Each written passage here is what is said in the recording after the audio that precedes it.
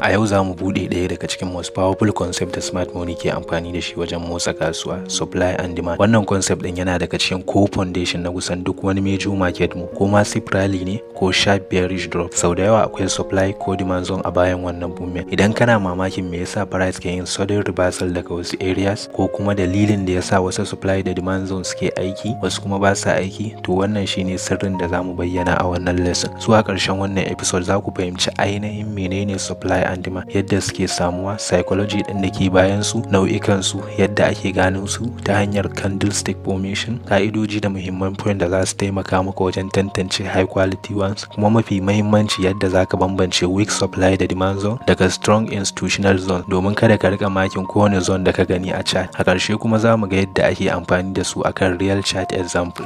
Alright, let's begin. Menene supply da demand? A cikin trading, supply da demand su ne manyan forces guda biyu da ke motsa market. Kamar yadda yake a rayuwar mu ta yau da kullum, supply da demand na shafar farashin kaya a kasuwa, haka ma wannan ka'idar take aiki a financial market. A cikin trading, idan muka ce supply, muna nufin yawan currency da traders suke son sayarwa a kasuwa. Demand kuma yana nufin yawan buƙatar da traders da investors ke da ita wajen siyan wannan currency. Misali, idan akwai mutane da yawa da suke son sayar da GBP ko USD, supply din wannan currency zai karu. Haka kuma idan mutane da yawa suna son siyan wannan currency, demand ɗinsa zai karu. A sauƙaƙe, idan demand ya fi supply ƙarfi, price yana hawa. Idan kuma supply ya fi demand ƙarfi, price yana faduwa. Saboda haka duk movement ɗin da kuke gani akan chart yana faruwa ne saboda canjin balance tsakanin supply da demand. Misali, idan buyers sun fi sellers yawa, price zai yi strong bullish move har sai ya kai wani mataki da sellers suka fara rinjaye. Daga nan market na iya yin retracement ko ma reversal domin ya sake samun balance. Ka tuna duk lokacin da aka bude buy position, dole ne wani a ɗayan gefen yayi sell domin a cike wannan order. Haka kuma idan aka bude sell position, dole ne wani ya saya. Wannan musayar order ce ke motsa price na currency pair a kowane lokaci. Saboda haka candles da movement da kuke gani akan chart ba kawai random bane, sakamakon dubban buy da sell orders ne da institution da retail traders ke executing a kasuwa. Wannan activity yana haifar da order flow wanda ke zana candles da price movement da muke gani akan chart din mu. Ta hanyar nazartar wannan order flow, muna iya gano inda institutional money ke da yiwuwar shiga ko fita daga market. Saboda haka ɗaya daga cikin mafi amincin hanyoyin yin trading kamar institution shine ta hanyar gano real supply da demand zones a chart ɗinka. Yanzu da mun fahimci menene supply and demand, bari mu ga yadda supply da demand zones ke samuwa a kasuwa. Kafin wani major move ya faru, market yawanci baya tashi ko faduwa kai tsaye. Maimakon haka, price yana yin dan sideways movement ko consolidation a wani karamin area da muke kira base. Wannan base din shine wurin da buyers da sellers ke ci gaba da exchanging order yayin da market ke tattara momentum kafin move na gaba. A wannan lokaci akwai temporary balance tsakanin supply da demand. Da zarar buyers suka fi sellers karfi, price zai yi strong bullish expansion. Haka kuma idan sellers suka fi buyers karfi, price zai yi strong bearish expansion. Wannan strong move ne ke nuna cewa an samu imbalance tsakanin supply da demand. Kuma area din da wannan impulsive move ya fito daga ciki ita ce muke kira supply zone ko demand zone, gwargwadon direction din market. Yanzu bari mu dubi psychology din da ke bayan supply da demand. Me yasa price yake dawowa supply ko demand zone bayan ya bar shi? Domin mu fahimci hakan sosai, bari mu yi misali da demand zone. A wasu lokuta bayan preview yana karuwa sosai, wanda ke sa price yayi strong bullish displacement cikin dan lokaci kaɗan. Sai dai yawanci price baya ci gaba da hawa kai tsaye, yakan dawo domin yayi mitigating na demand zone din. Me yasa hakan? Saboda sau da yawa institution ba sa iya cike dukkan buy orders din su a lokaci guda, domin girman orders din su yafi karfin liquidity da market ke bayarwa a wannan lokaci. Saboda haka wasu daga cikin orders din su kan rage ba a gama executing din su ba. Shi yasa bayan wannan strong bullish move, market yawanci kan dawo demand zone domin ya cike sauran pending buy orders din da suka rage. Bayan an gama wannan process, idan bayan preview har yanzu yana da karfi, price kan ci gaba da bullish trend din sa. Haka ma a supply zone, a nan institution suna fara manyan sell orders, amma ba koyaushe suke iya cike su gaba ɗaya ba. Saboda haka market kan dawo supply zone domin cike sauran pending sell orders kafin ta ci gaba da bearish move ɗinta. Saboda wannan dalilin ne supply da demand zone suke yawan zama wuraren da price ke yin reaction. Kafin mu shiga nau'ikan supply da demand zone, if you are still here, kar ku manta ku danna mana like da subscribe domin tallafa mana wajen ci gaba da kawo muku educational trading videos irin wannan. Alright, let's continue. Muna da nau'i uku na supply and demand. Na farko shine reversal pattern. Wannan pattern yana nuna yiwuwar market ta canza direction daga bullish zuwa bearish ko daga bearish zuwa bullish. Na biyu muna da continuation pattern. Wannan kuma yana nuna cewa market za ta ci gaba da tafiya da dominant trend ɗinta bayan ɗan retracement ko consolidation. Na uku point shine flip pattern. Flip pattern yana faruwa ne lokacin da tsohon supply zone ya koma demand zone ko kuma tsohon demand zone ya koma supply zone bayan an yi breaking na zone din. A wannan episode ba za mu shiga cikin cikakken bayani akan su ba saboda kowannen su ya cancanci cikakken episode, haka kuma kowannen su yana da nasa rules da trading strategies. Insha Allah a episode namu masu zuwa za mu yi deep explanation akan reversal pattern, continuation pattern da flip pattern tare da real chart example da practical trading setup. Yanzu bari mu ga yadda ake gano supply da demand zone ta hanyar candlestick formation. Akwai hanyoyi uku da zaka iya amfani da su wajen gano supply ko demand zone. Waɗannan hanyoyin su ne candle inside range, pivot candle method, fractal method. Mu fara da na farko, candle inside range. A wannan method din muna mayar da hankali ne kan candles da suke cikin base ko consolidation kafin market ta yi strong impulsive move. Wannan base din shine area da buyers da sellers suke exchanging order kafin ɗaya daga cikin su ya rinjaye ɗaya. Da zarar price ya yi strong expansion daga wannan base area din da move din ya fito daga ciki, shine muke ɗauka a matsayin supply ko demand zone. Idan price ya yi strong bullish expansion daga base, wannan area yana zama demand zone. Idan kuma price ya yi strong bearish expansion daga base, wannan area yana zama supply zone. Hanya ta biyu ita ce pivot candle method. A wannan method din ba mamakin dukkan base din. Maimakon haka muna mayar da hankali ne kan last opposite candle kafin strong impulsive move. A demand zone muna makin last bearish candle kafin price ya yi strong bullish expansion. A supply zone kuma muna makin last bullish candle kafin strong bearish expansion. Wannan method yana baka smaller zone, smaller stop loss da kuma beta risk to reward ratio. Sai dai saboda zone din ya fi kankanta, yana iya sawa kai missing wasu entries idan price bai yi retracement sosai ba. Hanya ta uku ita ce fractal method. Kamar yadda muka sani, market yana da fractal nature, wato abin da kake gani a lower time frame yana maimaituwa a higher time frame. Saboda haka wani lokaci maimakon ka ɗauki dukkan base, zaka iya amfani da specific candle ko wick wajen refining supply ko demand zone ɗinka. Wannan yana baka more precise entries, smaller stop loss da kuma higher risk to reward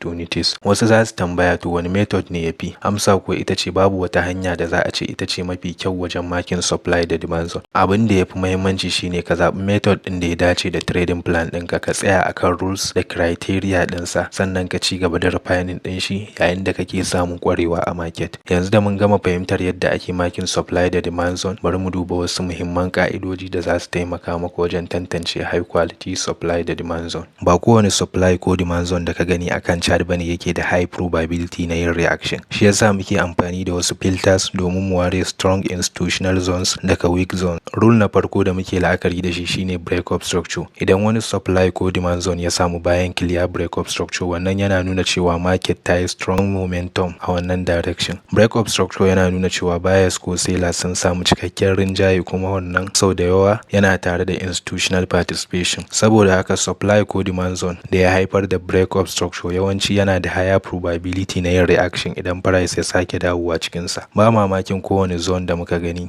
muna ba da fifiko ga waɗanda suka tabbatar da ƙarfin su ta hanyar breaking market structure. Rule na biyu da muke la'akari da shi shine strength of the expansion, wato ƙarfin move ɗin da ya haifar da supply ko demand zone ɗin. Ba kowane move bane yake nuna institutional activity. Idan price ya bar zone ɗin da strong bullish ko bearish displacement, hakan yana nuna cewa an samu imbalance tsakanin buyers da sellers. Irin wannan expansion yawanci yana tare da large impulsive candle da kuma strong momentum. Wannan alama ce cewa institutions sun shiga market da manyan orders wanda ya tilasta price da motsa da ƙarfi. A gefe guda kuma, idan ya fita daga zone ɗin da ƙananan candles ko kuma choppy movement ba tare da clear momentum ba, hakan na iya nuna cewa babu isasshen imbalance. Saboda haka idan kana neman high quality supply ko demand zone, ka fi ba da fifiko ga zone da suka haifar da strong impulsive expansion, ba weak ko choppy moves ba. Rule na uku da muke la'akari da shi shine time spent in the zone. Yawancin lokuta strong supply ko demand zone ba sa ɗaukar lokaci mai tsawo kafin price ya tashi ko ya faɗi daga cikin su. Idan market ta yi ɗan gajeren base sannan ta yi strong expansion, hakan yana nuna cewa an samu strong imbalance kuma buyers ko sellers sun rinjaye market cikin sauri. Amma idan price ya shafe lokaci mai tsawo yana ta moving sideways a cikin zone ɗaya, hakan na iya nuna cewa market ta fara consuming orders da ke cikin wannan area. Saboda haka ƙarfin zone ɗin na iya raguwa. Shi yasa a mafi yawan lokuta zone da suka yi ɗan gajeren lokaci a base sannan suka yi explosive move suna da higher probability fiye da wanda suka yi dogon consolidation. Rule na hudu hudu da muke la'akari da shi shine freshness, wato unmitigated supply ko demand zone. Supply ko demand zone ya fi karfi idan price bai taba dawowa yayi mitigation na zone din ba. Dalilin hakan shine fresh zone yawanci suna dauke da remaining institutional orders waɗanda ba a gama executing ba. Da zarar price ya dawo yayi mitigation na zone din, wani bangare na wannan orders yana cikewa, wanda hakan kan rage karfin zone din. Saboda haka idan kana neman high quality supply ko demand zone, ka fi mayar da hankalinka akan fresh ko unmitigated zone domin su ne suka fi bayar da high probability reaction. Rule na biyar da muke la'akari da shi shine higher time frame. Supply da demand zone da suke samuwa a higher time frame kamar 1 hour,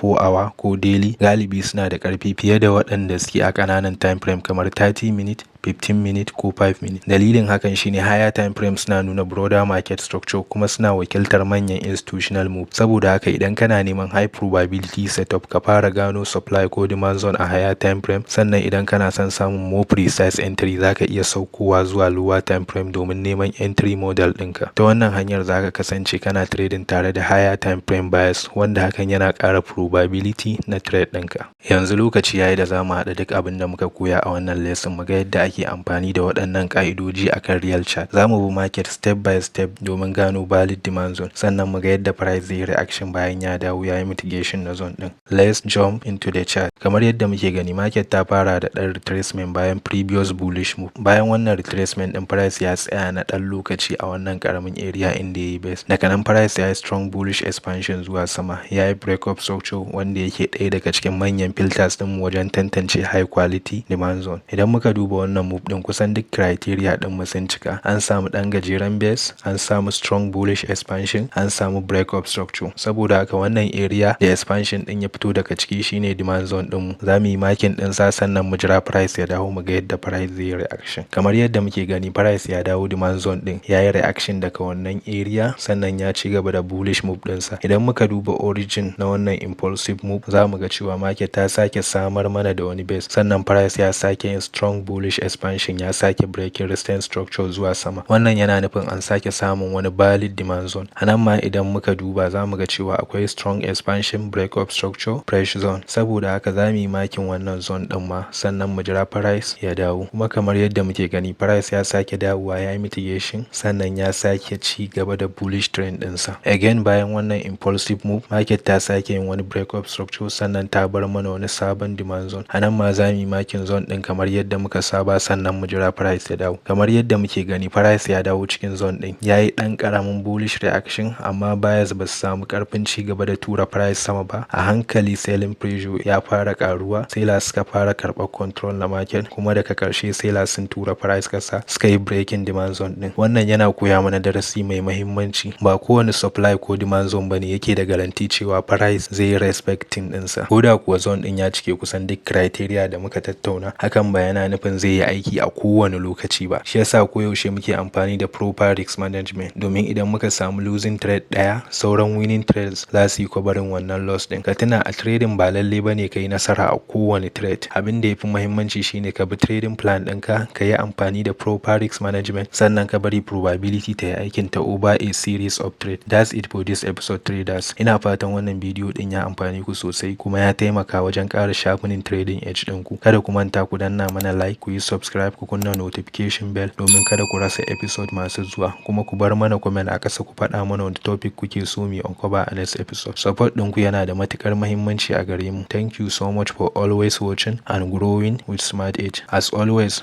trade smart, stay disciplined, and always keep your edge sharp. Sai mun haɗa a next episode insha Allah. Assalamu alaikum.